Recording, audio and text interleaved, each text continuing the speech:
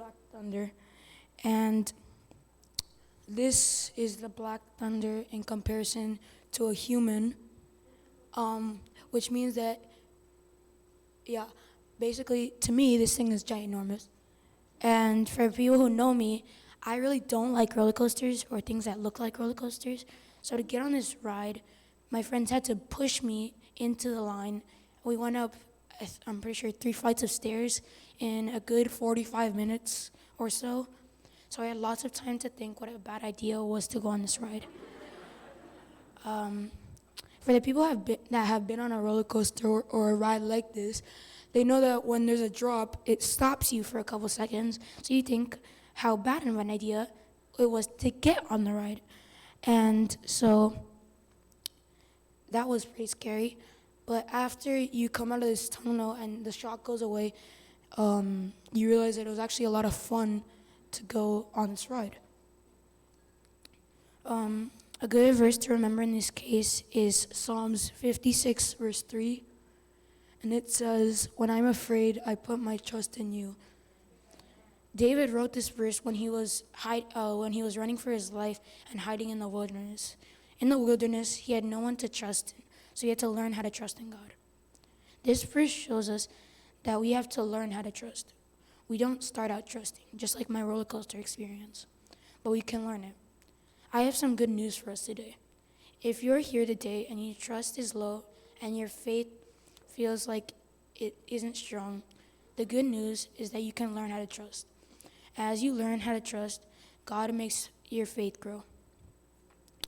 This reminds me of a story in the Bible of the 12 spies. Can we open up to Numbers 13, verse 26? And when you have the verse, please raise your hand, and the Chua brothers will hand out a mic to you.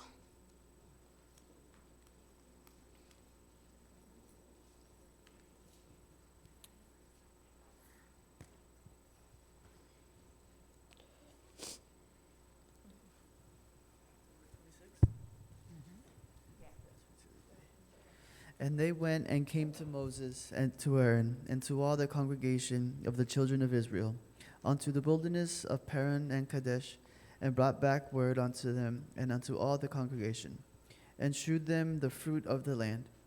And they hold him and said, We came unto the land whither thou sentest us, and surely it floweth with milk and honey, and this is the fruit of it. Nevertheless, the people be strong that dwell in the land, and the cities are walled, very great.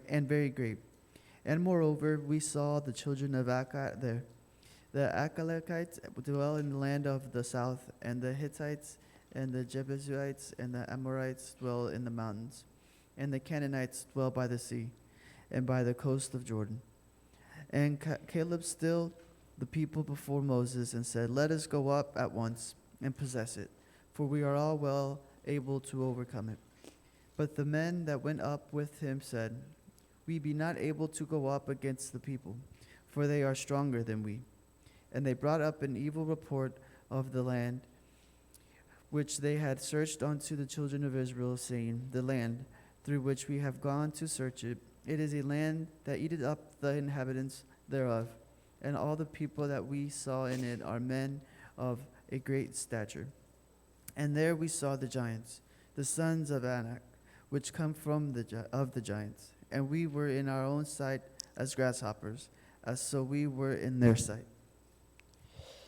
Now, if you heard from 10 of the 12 spies that the people you're trying to conquer were powerful and their city was huge and heavily fortified, and then after that, 2 spies tell you that you can conquer it and God had given you the land, who would you believe? It is crazy to me how the 2 spies, even in the face of peer pressure, had so much faith in and trust in God. I believe one of the lessons this story teaches us is that your faith is directly affected by who you listen to. Do you listen to negative people all the time? Do you listen to the news all day? Or do you listen to the Word of God? Do you listen to people who will pray and encourage you? If you want your faith to grow, surround yourself with faith. Now I'd also like to read Proverbs 3, verse 5 and 6. I think one of the most known verse of trust ever. Can we read it together? Trust in the Lord with all your heart and lean not on your own understanding. In all your ways submit to him and he will make your path straight. Can we read that one more time? Because I think it's really great to emphasize this. Trust in the Lord with all your heart and lean not on your own understanding. In all your ways submit to him and he will make your path straight. Now can I have someone read Genesis 22, 1 through 12? And again, the Chua brothers will hand out a mic to them.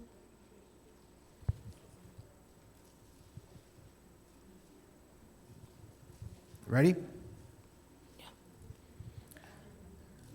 Sometime later, God tested Abraham. He said to him, "Abraham." "Here I am," he replied. Then God said, "Take your son, your only son, whom you love, Isaac, and go to the region of Moriah. Sacrifice him there as a burnt offering on a mountain that I will show you." Early the next morning, Abraham got up and loaded his donkey. He took with him 2 of his servants and his son Isaac. When he had cut enough wood for the burnt offering, he set out for the place that God had told him about. On the 3rd day, Abraham looked up and saw the place in the distance. He said to his servants, "Stay here with the donkey while I and the boy go over there. We will worship, and then we will come back to you." Abraham took the wood for the burnt offering and placed it on his son Isaac, and he himself carried the fire and the knife. As the 2 of them went on together, Isaac spoke up and said to his father Abraham, "Father?" "Yes, my son," Abraham replied. "The fire and wood are here," Isaac said, "but where is the lamb for the burnt offering?" Abraham answered, "God himself will provide the lamb for the burnt offering, my son." And the 2 of them went on together. When they reached the place that God had told them about, Abraham built an altar there and arranged the wood on it. He bound his son Isaac and laid him on the altar on top of the wood. Then he reached out his hand, took the knife to slay his son. But the angel of the Lord called out to him from heaven, "Abraham, Abraham." "Here I am," he replied. "Do not lay a hand on the boy," he said. "Do not do anything to him. Now I know that you fear God, because you have not withheld from me your son, your only son." Now think about this. Isaac was just given to Abraham a couple years ago, and Isaac is about, I would say, 12 years old at the time. So Abraham must be completely shocked that God asked him to sacrifice his own son. But still, the next day, he goes to the mountain and is ready to sacrifice him. That is where the "and lean not on your own understanding" comes in. Because think about it, you're taking someone's life, and not only that, you're taking your son's life, and as God puts it, whom you love, not like, but love. That is insane. That shows 2 things about Abraham that we should strive for. He had great faith and trust in God, and he loved God more than anything and anyone. I want to tell you about a time I had to trust in God to keep me and my family safe. This happened in Orlando when me and my family went out to eat at a mall. And after we finished eating, my sister and my mom went to go shopping. And so me and my abuela stayed outside. After about 15 to 20 minutes, I heard this distant thumping, and then the thumping got loud.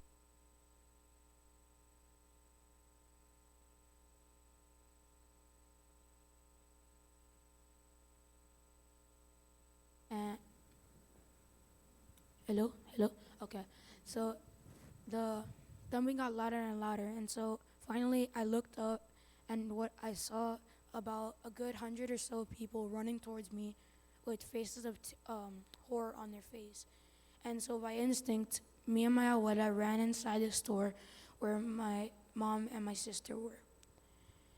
And so everyone in the store was freaking out just like I was.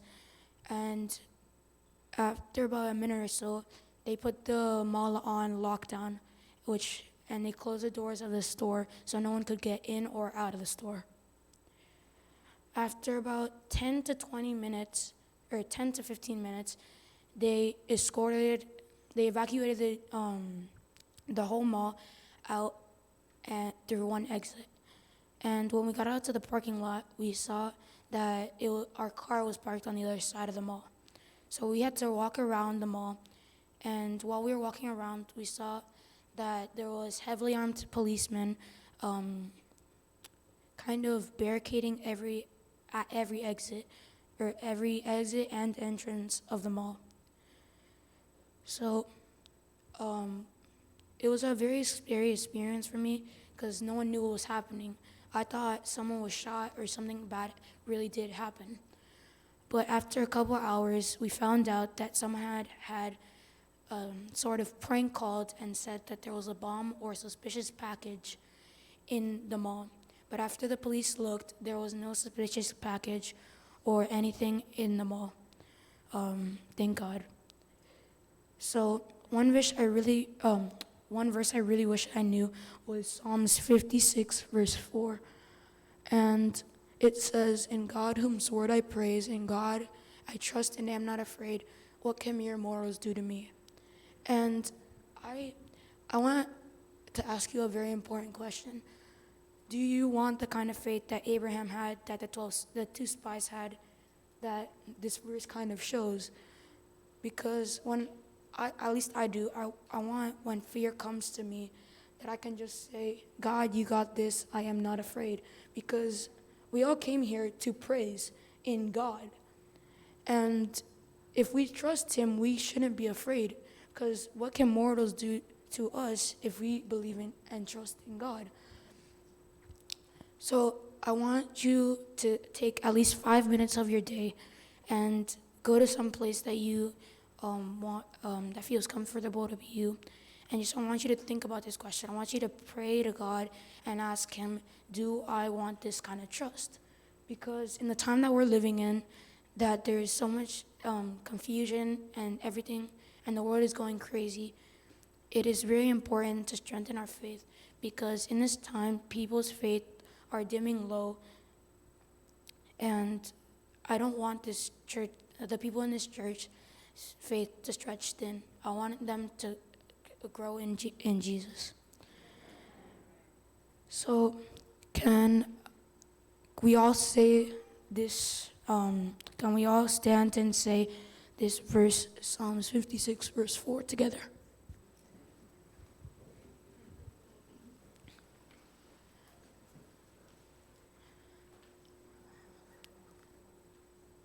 Let's say it together. In God's whose word I praise, in God I trust and am not afraid. What can mere mortals do to me? Now please stay standing while we sing "'Tis So Sweet to Trust in Jesus." 1, 2, 3. 'Tis so sweet to trust in Jesus, just to take him at his word, just to rest upon his promise, just to know thus saith the Lord. Jesus, Jesus, how I trust him, how I've proved him o'er and o'er. Jesus, Jesus, gracious Jesus, oh, for grace to trust him more. I'm so glad I learned to trust him. Precious Jesus, Savior, friend, and I know that thou art with me, will be with me to the end. Jesus, Jesus, him, how I proved him o'er and o'er. Jesus, Jesus, precious Jesus, oh, for grace to trust him o'er. And I would like to say a prayer as we part our separate ways. Dear God, as we part our separate ways, allow this to sink in, allow our faith to grow, and allow us to trust more in you in this very hard time, and allow us to just have more faith in you. In the name I pray, amen. The deacons will dismiss you? Actually, no.